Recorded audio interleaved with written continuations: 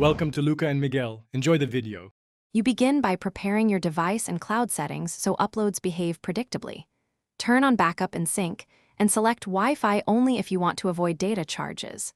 Once done, pick Upload Quality. Original preserves full resolution. Storage Saver reduces size to save space.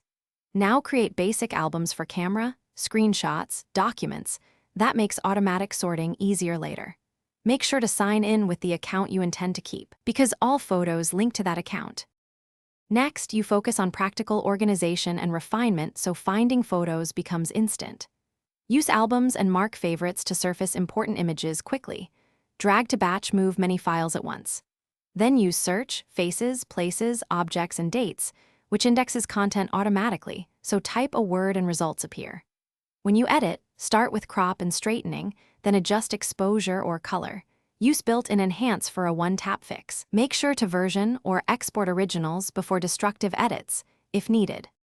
Finally, you wrap up by sharing, cleaning up, and handling problems so your library stays healthy.